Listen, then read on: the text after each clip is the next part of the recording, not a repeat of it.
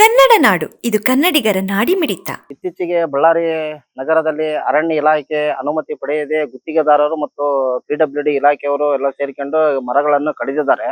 ಯಾಕಂದ್ರೆ ಯಾವುದೇ ಒಂದು ಮರ ಕಡಿಬೇಕಂದ್ರೆ ಅರಣ್ಯ ಇಲಾಖೆ ಅನುಮತಿ ತಗೋಬೇಕು, ಸರ್ಕಾರದ ಅನುಮತಿ ತಗೋಬೇಕು. ಇವಾಗ ಕಾಮಗಾರಿ ಅಭಿವೃದ್ಧಿಯ ದೃಷ್ಟಿಯಿಂದ ಈ ತರ ಎಲ್ಲ ಮರಗಳು ಕಡ್ಕೊಂತ ಹೋದ್ರೆ ಬಳ್ಳಾರಿ ಬಿಸಿಲಿಗೆ ಜನರಿಗೆ ಗಾಳಿ ಇಲ್ಲ, ನೀರು ಇಲ್ಲ, ಪ್ರಾಣಿ ಪಕ್ಷಿಗಳಿಗೆ ಅಂತ ಎಲ್ಲೇ ನೆಲೆನೇ ಇಲ್ದಂಗೆ ಆಗ್ಬಿಡತ್ತೆ. ಅದು ಯಾಕಂದ್ರೆ ಸುಮಾರು ವರ್ಷಗಳಿಂದ 50-60 ವರ್ಷಗಳಿಂದ ಗಿಡಗಳಿದ್ದವರು ಯಾಕಂದ್ರೆ ಈ ತರ ಅಕ್ರಮವಾಗಿ ಮರ ಕಡಿದದಕ್ಕ ಕರ್ನಾಟಕ ಅರಣ್ಯ ಇಲಾಖೆ 1919 ಅಡಿ ನಿಯಮಾವಳಿಗಳ ಪ್ರಕಾರ ಯಾರು ಇದನ್ನ ಕಡಿದಿರ್ತಾರೆ, ಅಧಿಕಾರಿ ಯಾರು ಇರ್ತಾರೆ ಅವ್ರನ್ನ ಕೂಡಲೇ ಅಮಾನತು ಮಾಡ್ಬೇಕಂತಂದೇಳಿ ಈ ಒಂದು ನಿಯಮಾವಳಿಗಳು ಹೇಳ್ತವೆ. ಆಮೇಲೆ NGT national green tribal act 2010 ಪ್ರಕಾರ ಗುತ್ತಿಗೆದಾರರು ಯಾರಿರ್ತಾರ ಅವ್ರ ಮೇಲೆ ನಿರ್ದಾಕ್ಷಿಣ್ಯ ಕ್ರಮ ಕೈಗೊಂಡು ಮತ್ತೆ ಅವರು ಗುತ್ತಿಗೆದಾರನ ಕಪ್ಪು ಪಟ್ಟಿಗೆ ಸೇರಿಸ್ಬೇಕಂತಂದೇಳಿ ಆ ಒಂದು ನಿಯಮಾವಳಿಗಳು ಹೇಳ್ತತೆ.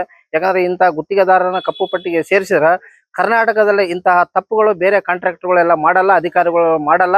ಅದ ಸರ್ಕಾರ, ಮಾನ್ಯ ಘನ ಸರ್ಕಾರ ಮತ್ತು ಅರಣ್ಯ ಇಲಾಖೆ ಸಚಿವರು ಇದನ್ನು ಪರಿಗಣನೆಗೆ ತಗೊಂಡು ವಿಶೇಷವಾಗಿ ಪರಿಗಣನೆ ತಗೊಂಡು ತನಿಖೆ ನಡೆಸಿ ಇಂತಹ ಅಧಿಕಾರಿಗಳ ಮೇಲೆ ಮತ್ತೆ ಗುತ್ತಿಗೆದಾರರ ಮೇಲೆ ಕಠಿಣ ಕ್ರಮವನ್ನು ಕೈಗೊಂಡು ಮತ್ತೆ ಗುತ್ತಿಗೆದಾರರನ್ನು ಕಪ್ಪು ಪಟ್ಟಿಗೆ ಸೇರಿಸಿದಾಗ ಮಾತ್ರ ಇಂಥ ಅಕ್ರಮ ಗುತ್ತಿಗೆದಾರರನ್ನು ತಡೆಗಟ್ಟಿದಂಗೆ ಆಗುತ್ತಂತಂದೇಳಿ ನಾನು ಹೇಳ್ತಾ ಇದ್ದೀನಿ.